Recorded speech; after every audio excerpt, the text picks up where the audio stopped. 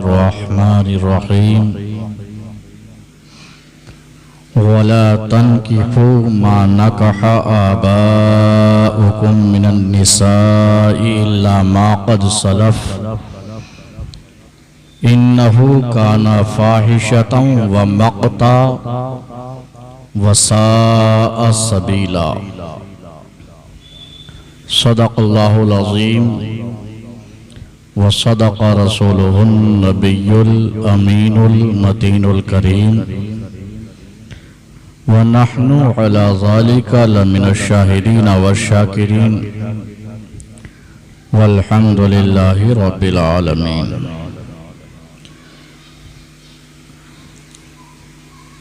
بادۂ توحید کے متوالو، شمع رسالت کے پروانوں، اولیاء امت کے جانثاروں، آؤ ہم اور آپ سب مل کر کے آقا دو جہاں صلی اللہ تعالی علیہ وسلم کی مقدس بارگاہ بے کس نیاز میں درود و سلام کا ہدیہ پیش کریں۔ اللہم صلی علی سیدنا و مولانا محمد وعلی آل سیدنا و مولانا محمد وبارک وسلم۔ صلاۃ و سلام علیک یا رسول اللہ صلی اللہ تعالی علیہ وسلم۔ مجھ سے پیشتر آپ بڑی ہی عمدہ تقریریں سماعت کر رہے تھے اور حضرت نے اپنی تقریر میں رمل کے بارے میں جو بتایا بڑا بہترین زاویہ تھا کہ ایک طرف تو رب تعالی فرما رہا ہے وَلَا تَمْشِي فِي الْأَرْضِ مَرَحًا إِنَّكَ لَن تَخْرِقَ الْأَرْضَ وَلَن تَبْلُغَ الْجِبَالَ طُولًا، کہ زمین پر اکڑ کر کے نہ چلو۔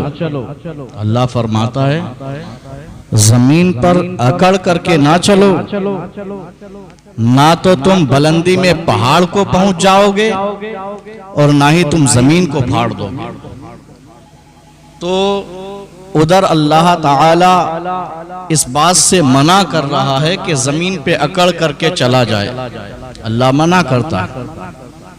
لیکن یہ واحد جگہ ہے کہ جب خانہ کعبہ کا طواف کیا جاتا ہے تو ایک طواف رمل بھی ہے، اور اس میں سینہ تان کے ہاتھوں کو ہلا ہلا کر کے اور تیزی کے ساتھ چلا جاتا ہے۔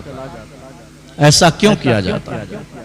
حضرت نے بتایا کہ جب سرکار دو جہاں صلی اللہ تعالی علیہ وسلم اپنے ہمراہیوں کے ساتھ مکہ المکرمہ آ رہے تھے تو کفار و مشرکین نے ایک ہوا اڑائی کہ یہ یثرب سے آ رہے ہیں، مدینہ المنورہ سے آ رہے ہیں اور ان کو بیماریاں لگ گئی ہیں، یہ لوگ کمزور ہو گئے۔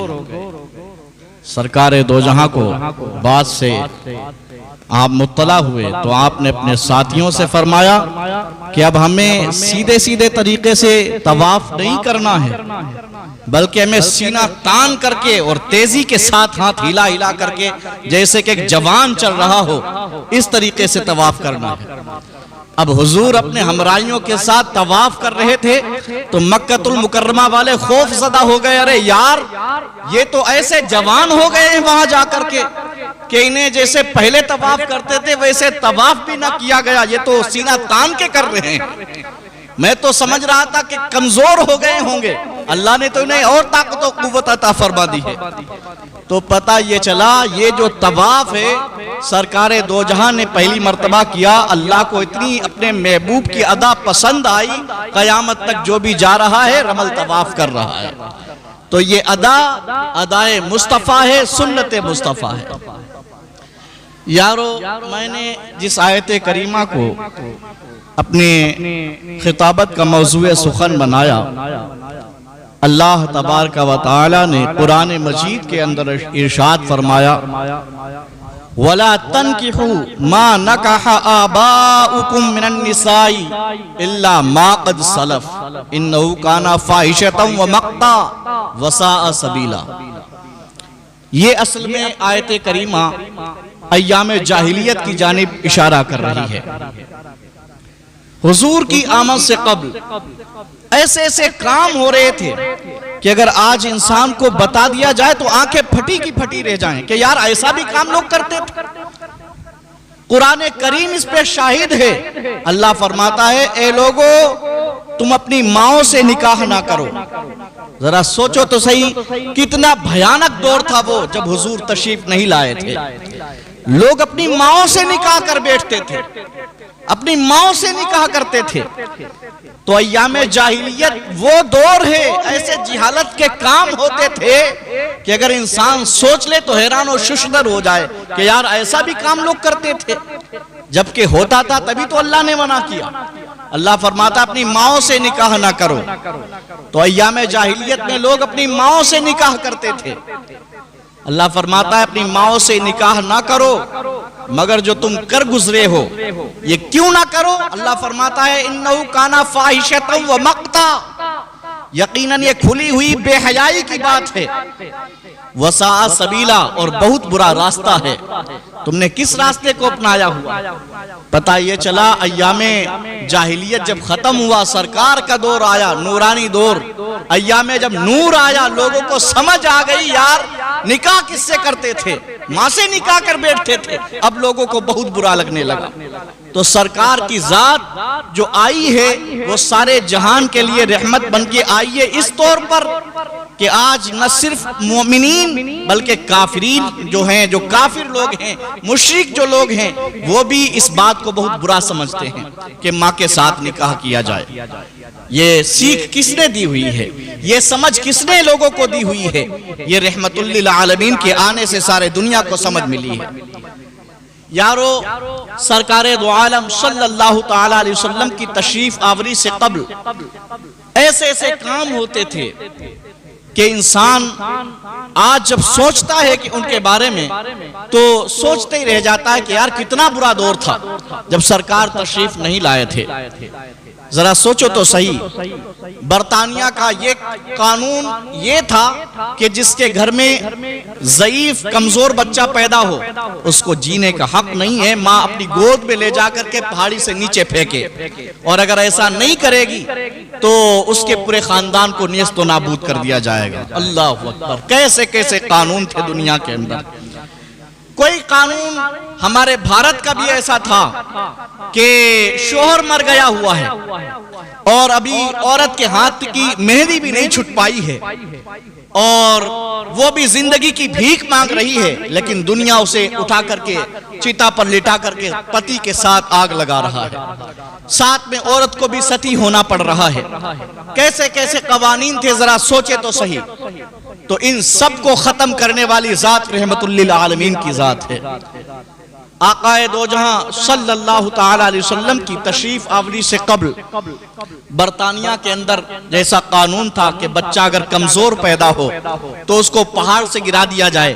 ہم یہ نہیں چاہتے کہ ہماری حکمرانی کے اندر جو بھی پنپ رہا ہو، جو بھی پروان چڑھ رہا ہو وہ کوئی کمزور ہو، نہیں، ہم ایسا دیکھنا بھی نہیں چاہتے، اس لیے کمزور بچے کو پہاڑی سے پھینکا جائے، یہ قانون بنایا گیا۔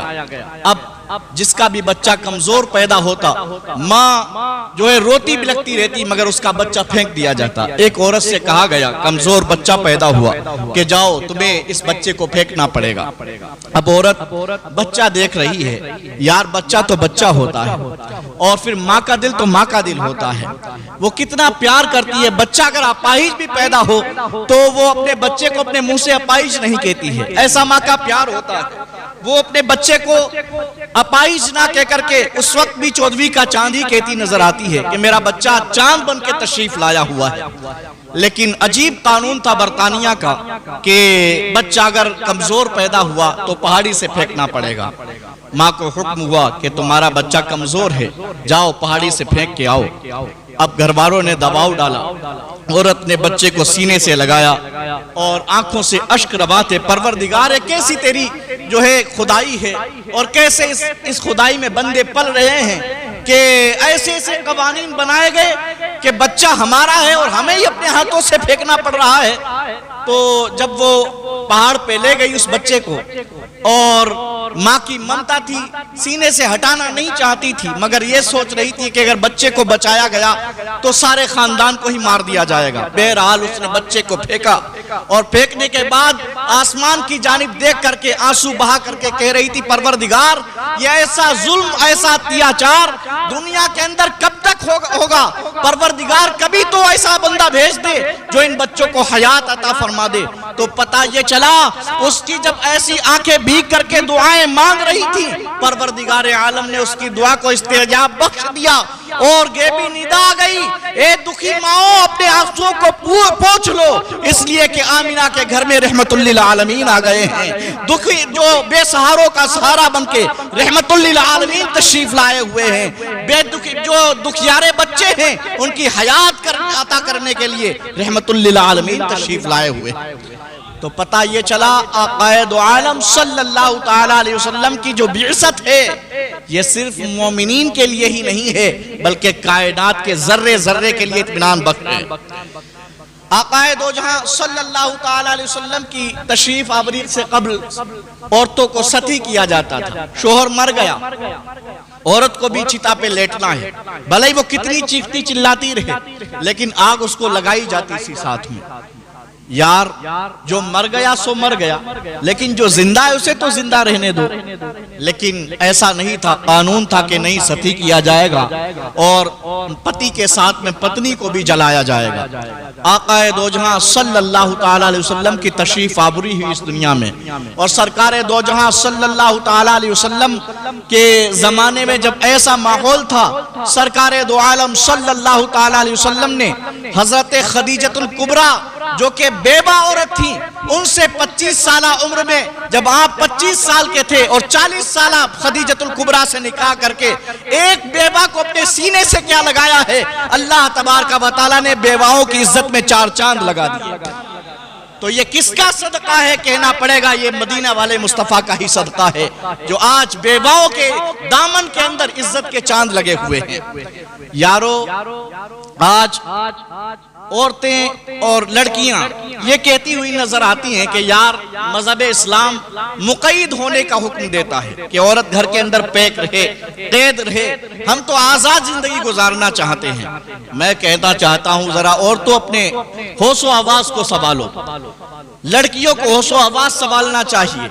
یہ مقید ہونے کی بات تم آج کر رہی ہو، 1400 سال پہلے کے حالات دیکھو جب عورتوں کو جینے کا بھی حق نہیں تھا، بچی پیدا ہوتی تھی فوراً درگور کر دی جاتی تھی، فوراً ہی مار دی جاتی تھی۔ تو پتہ یہ چلا بیواؤں کو عزت دینے والا مذہب مذہب اسلام ہے، اور بچیوں کو زندگی عطا کرنے والا جو مذہب ہے وہ بھی مذہب اسلام ہی ہے۔ کیسے یہ کہہ رہے ہو کہ مذہب اسلام مقید کرنے والا مذہب ہے؟ ہرگز یہ مذہب مقید کرنے والا نہیں ہے بلکہ تمہاری عصمت کی حفاظت کرنے والا مذہب مذہب اسلام ہے۔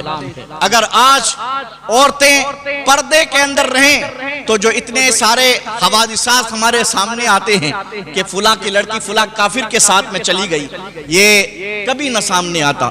آج جو ہمیں بے حیائی اور بے شرمی کے جو دن دیکھنے پڑ رہے ہیں ان کی واحد وجہ یہی ہے کہ ہم ایسے ماڈرن دور میں جی رہے ہیں کہ لڑکیوں نے سوچ لیا کہ اسلام تو مقید ہونے کا حکم دیتا ہے اور ہمیں جینے کا حق حاصل ہے، ہم چاہیں تو آزاد زندگی گزار سکتے ہیں۔ اور پھر کیا ہوا کہ جوانی کے عالم میں پہنچے اور باپ کی ناک کٹا کر کے رکھ دی، ایک مسلم لڑکی کافر کے ساتھ میں جا رہی ہے۔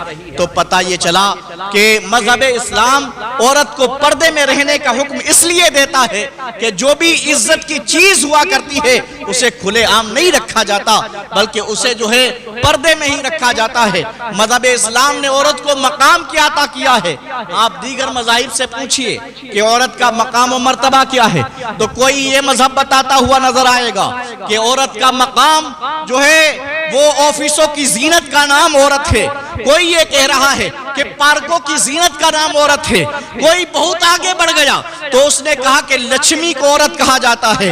لیکن مذہب اسلام سے پوچھئے کہ مذہب اسلام تو بتا عورت کا مقام و مرتبہ کیا ہے، تو مقام و مرتبہ بتانے کے لیے جب مذہب اسلام سے پوچھا گیا تو مذہب اسلام نے عورت کی عزت میں 4 چاند لگاتے ہوئے ساری دنیا کو یہ بتایا تھا کہ لوگوں سن لو، عورت جو ہے آفیسوں کی زینت کا نام نہیں ہے، عورت جو ہے وہ پارکوں کی زینت کا نام نہیں ہے، عورت لچھمی نہیں ہے، بلکہ عورت جو ہے اگر بچپنے کے عالم میں ہے تو اپنے ماں باپ کے لیے جہنم سے آڑ ہے، جنت دلانے کا ذریعہ ہے، اگر وہ جوان ہو جائے تو اپنے بھائیوں کے لیے جہنم سے آڑ ہے، جنت دلانے کا ذریعہ ہے، اور جب وہ بچے بالی ہو جائے تو اللہ تبارک و تعالیٰ نے اس کے قدموں کے نیچے جنت کو رکھ دیا ہوا ہے۔ تو یہ واحد مذہب ہے جس نے عورت کو ایسے اونچے مقام پہ رکھا ہوا ہے۔ لوگ کہتے ہیں مقید کر کے رکھا، میں کہتا ہوں نہیں صاحب، صحیح پوزیشن بتائی ہوئی ہے عورت کی کہ عورت کا مقام و مرتبہ کیا ہے، یہ مذہب اسلام ہی ہے جس نے ایسا مقام و مرتبہ بتایا۔ آقا دو جہاں صلی اللہ تعالی علیہ وسلم کی تشریف آوری سے قبل جب آپ شکم مادر میں تھے تو ایک سودا نامی عورت آئی مکہ المکرمہ میں، اور وہ عورتوں کے ہاتھ دیکھ رہی تھی تو اور کہنے لگی چلو آمنہ کا بھی ہاتھ دیکھ لو۔ تو وہ عورت آئی، آپ نے پہلے تو منع کیا کہ نہیں مجھے نہیں دکھانا، میں ایسے لوگوں پہ کوئی اعتبار نہیں کرتی، لیکن جب ضد کی گئی، اصرار کیا گیا تو آپ نے بھی ہاتھ آگے بڑھایا۔ اب سودا عورت حضرت آمنہ کا ہاتھ دیکھ رہی ہے، اور وہ ہاتھ ادھر دیکھ رہی ہے، کبھی آپ کی پیشانی دیکھتی، کبھی آپ کا چہرہ دیکھتی، اور پھر کبھی ہاتھ کی جانب دیکھنے لگتی۔ تو ساری سہیلیوں نے پوچھا کہ سودا تجھ کو ہو کیا گیا، تو بتاتی کیوں نہیں؟ ہم جب ہاتھ بتاتے تھے 1 منٹ نہیں لگتا تھا، فوراً ساری بات بتائی ہے۔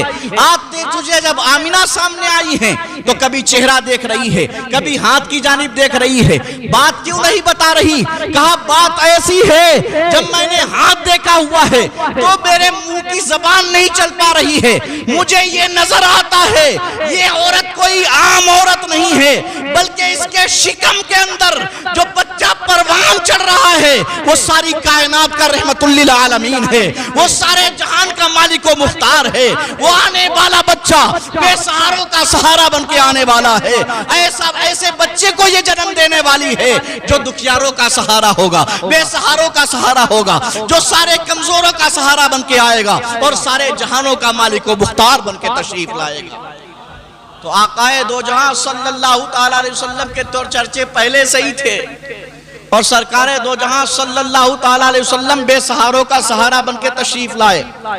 سرکار دو جہاں صلی اللہ تعالی علیہ وسلم جب اس دنیا میں آئے، پہلے لوگ لڑکیوں کو زندہ درگور کرتے تھے، پیدا ہوئی لڑکی اس کو اپنا پیدا ہونا ہی ننگوار سمجھتے تھے اور اسے جا کر کے درگور کر دیتے۔ ایک بندہ تھا جو آقا دو جہاں صلی اللہ تعالی علیہ وسلم کی محفل میں بیٹھا تھا، کہنے لگا حضور، جب حضور سرکار کائنات صلی اللہ تعالی علیہ وسلم نے عورتوں کی عزت و حرمت کے بارے میں بیان کرنا شروع کیا، اور آقا دو جہاں صلی اللہ تعالی علیہ وسلم نے لڑکیوں کی عزت میں جب 4 چاند لگائے، سرکار نے فرمایا میرے صحابہ سن لو، جس کی 2 لڑکیاں ہوں اور صحیح و سلامتی کے ساتھ ان کی شادی کر دے، میں محمد جنت کی ضمانت لے رہا ہوں۔ آقا دو جہاں نے جب یہ کہا ہوا تھا تو اسی مجمع میں سے ایک بندہ کھڑا ہوا، کہا سرکار جس کی 1 لڑکی ہو، ذرا سوچے تو صحیح، کہا یہ معاملہ تھا کہ لڑکی پیدا ہو تو درگور کی جائے، اور اب یہ ہو گیا ہے کہ کوئی متمنی ہے کہ کاش میری بھی 2 ہوتی تو میں بھی اس جو ہے وعدے کا حقدار ہو جاتا۔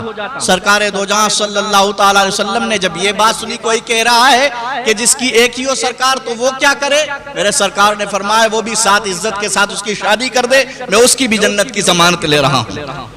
اب سرکار دو عالم صلی اللہ تعالی علیہ وسلم نے جب لڑکیوں کی عزت و حرمت بڑھائی تو ایک بندہ اور کھڑا ہوا، زارو قطار رونے لگا، کہنے لگا سرکار میں ایسا بیکار انسان ہوں، ایسا گنہگار انسان ہوں کہ میں اپنا گناہ بھی بولوں تو بول نہیں سکتا ہوں۔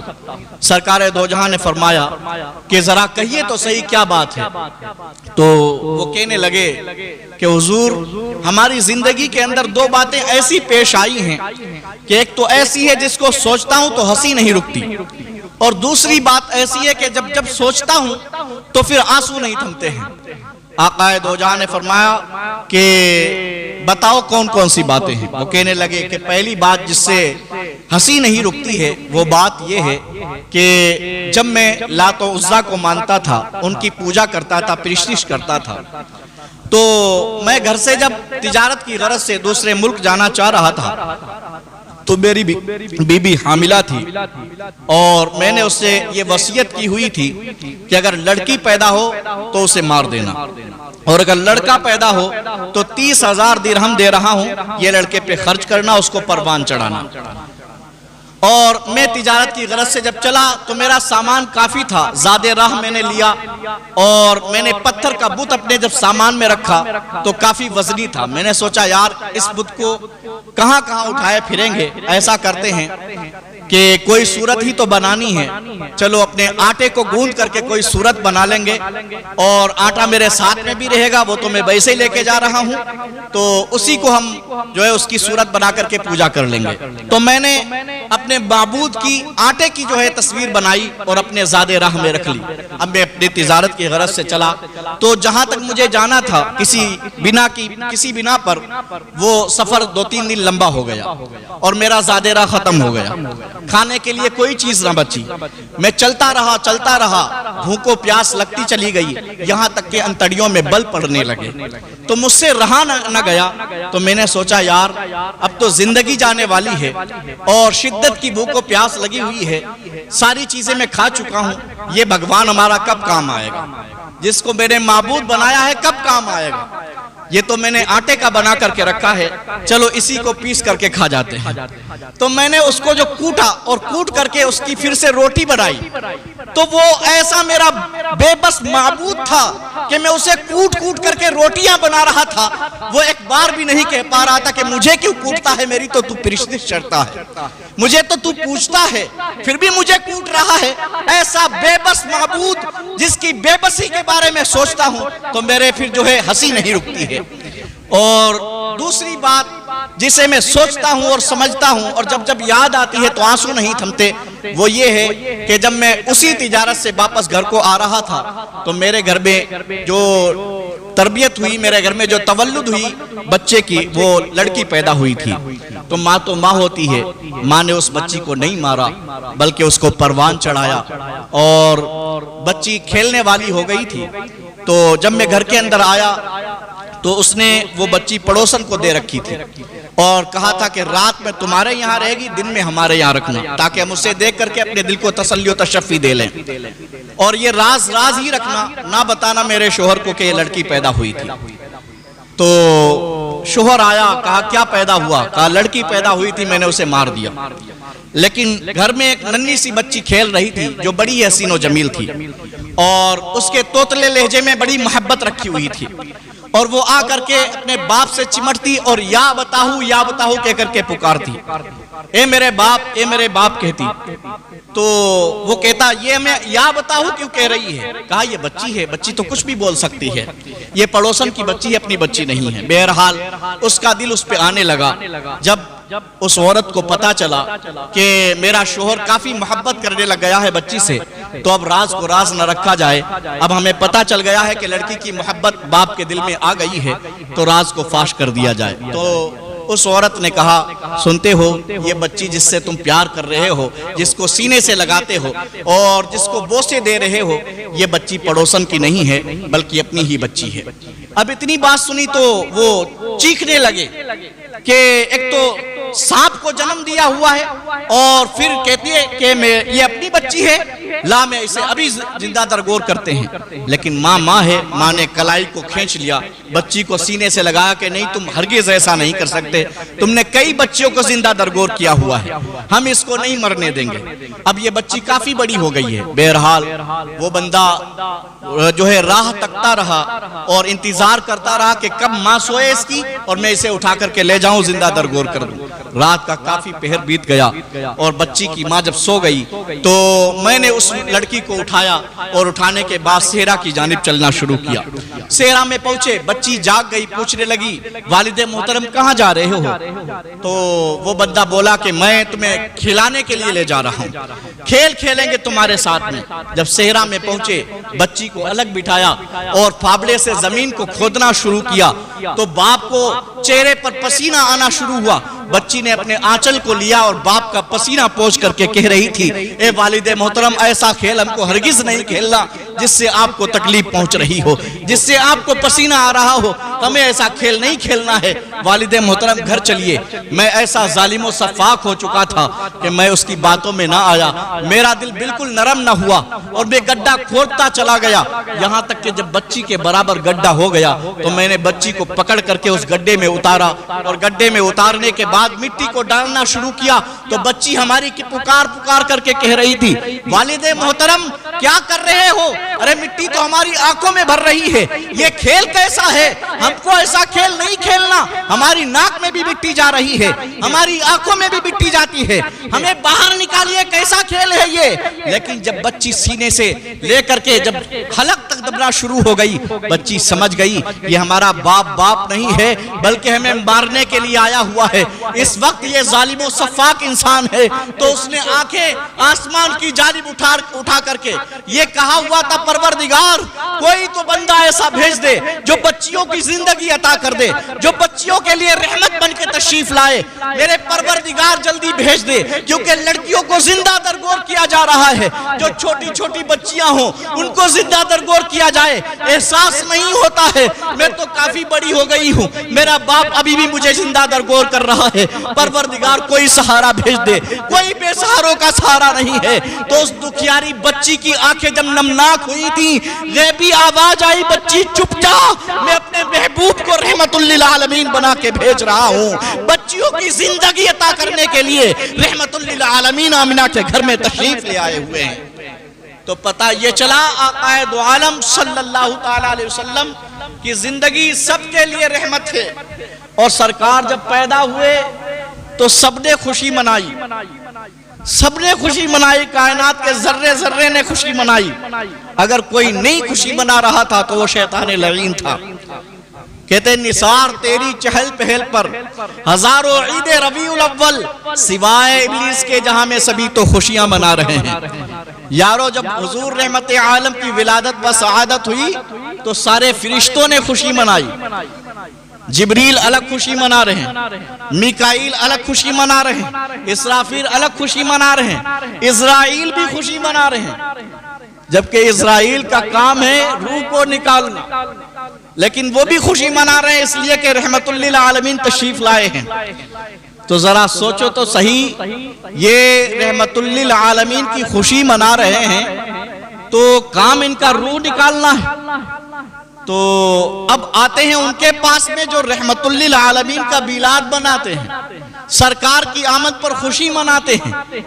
تو دنیا کے اندر تو ہر طریقے کا انسان رہتا ہے، وہ بھی رہ رہے ہیں جو حضور کی آمد پر خوشی منا رہے ہیں، اور وہ بھی رہ رہے ہیں جو حضور کی آمد پر چیخو پکار کر رہے ہیں، شرک و بدعت بتا رہے ہیں میلاد شریف کو۔ تو اسرائیل جس کی آمد پر خوشی منائیں تو اس کی روح نکالنے کے لیے آئے، جو بندہ رب کے محبوب کی آمد کی خوشی منا رہا ہو تو اس کی روح نکالتے ہیں، اور اس کی بھی روح نکالتے ہیں جو شرک و بدعت بتا رہا ہے۔ تو روح نکالنے میں کیا یکساں معاملہ پیش آتا ہے؟ نہیں، ایسا ہوتا ہے یار جب کوئی اپنے علاقے کا یا اپنا چاہنے والا اپنے ڈپارٹ کا بندہ ملتا ہے تو خوشی محسوس ہوتی ہے اور قربت زیادہ بڑھ جاتی ہے۔ جیسے کہ میں یو پی سے آیا ہوا ہوں اور ہمیں یہاں یو پی کا بندہ کوئی مل جائے اور سنی صحیح العقیدہ ہو تو میں پوچھوں کہاں سے آئے ہو، کہنے لگے بریلی شریف سے آیا ہوں، محبت کا عالم ہی کچھ اور ہوگا کہ یار ہمارے یہاں کا بندہ مل گیا ہے اور مسلک اعلیٰ حضرت کے ماننے والا ہے، پھر بڑا ہی پیار ہوگا۔ اور کوئی بندہ ایسا مل جائے جو مسلک کا غدار ہے تو عجیب کیفیت ہوگی کہ جلدی یہاں سے بھاگ جائے۔ تو دونوں کی ایک طرف محبت ہے، ایک طرف عداوت ہے، تو رویہ بھی الگ الگ ہونا چاہیے، اور یقیناً یہ رویہ الگ الگ ہے۔ اسرائیل رویہ الگ الگ اختیار کرتے ہیں۔ ایک وہ بندہ جو حضور کی آمد پر خوشی مناتا ہے تو جب اسرائیل فرشتوں کے ساتھ آتے ہیں تو سوتے ہیں یہ تو اپنے ہی ڈپارٹ کا ہے، یہ تو وہی بندہ ہے کہ ہم میلاد بنا رہے حضور کی آمد کا، یہ بھی میلاد بناتا تھا، تو اس کی روح قبض کرنی ہے تو کیسے کریں؟ تو اس کی روح اس طریقے سے قبض کی جاتی ہے کہ یوں مانو کہ جیسے کہ ماں آٹے سے بال کو نکال لیا کرتی ہے، رحمت للعالمین کے عاشقوں کی یوں روح کھینچی جاتی ہے۔ لیکن جو بندہ اسی بات کو شرک و بدعت بتا رہا ہے اس کی روح اس طریقے سے نکالی جاتی ہے کہ چھٹی کا دودھ بھی یاد آ جاتا ہے۔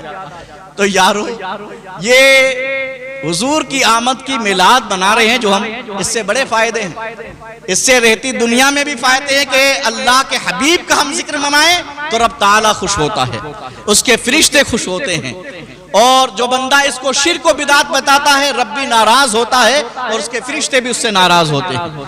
تو یہ ہمارے لیے دنیا میں بھی سعادتیں ہیں اور آخرت کے لیے بھی ہمارے لیے سعادتیں ہیں کہ ہم حضور کی آمد کی خوشی مناتے ہیں، اور یقیناً منانا بھی چاہیے کیونکہ انہی کے صدقے میں ہی ساری کائنات بنائی گئی ہے۔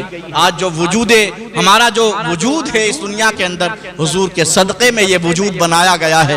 بلکہ جو ہے جب حضرت موسیٰ نے پوچھا تھا پروردگار یہ تو بتا کہ تجھے میں نہ دیکھ سکا، گش کھا کے گر گیا، وہی ایسی آنکھ بنائی بھی ہے تو نے جو تجھے دیکھ سکے؟ تو اللہ نے فرمایا ہاں میرے محبوب کی آنکھیں ہیں جو مجھ کو دیکھ سکیں گی۔ تو حضرت موسیٰ علیہ السلام کہنے لگے پروردگار کیا تجھے وہ مجھ سے بھی زیادہ محبوب ہے؟ تو رب تعالیٰ نے فرمایا ارے موسیٰ تجھ سے زیادہ محبوب کی بات کرتا ہے؟ ارے وہ تو ایسا محبوب ہے کہ اگر اس کو پیدا کرنا مقصود نہ ہوتا لولا کا لما ظہرت الربوبیہ، میں اپنی ربوبیت تک کو ظاہر نہ فرماتا۔ تو میں نے موسیٰ تجھے جو بنایا ہے انہی کے صدقے میں بنایا ہوا ہے۔ تو یہ رحمت للعالمین ہے جن کے صدقے میں ساری کائنات کو بنایا گیا ہے، اور ساری کائنات حضور کے صدقے میں بنائی گئی ہے۔ اسی لیے کائنات کا ذرہ ذرہ جو احسان مند ہے، جو جانتا ہے کہ حضور کے صدقے میں زندگی دی گئی، یقیناً 12 ربیع الاول آنے پر وہ خوشی کا اظہار کرتا ہے۔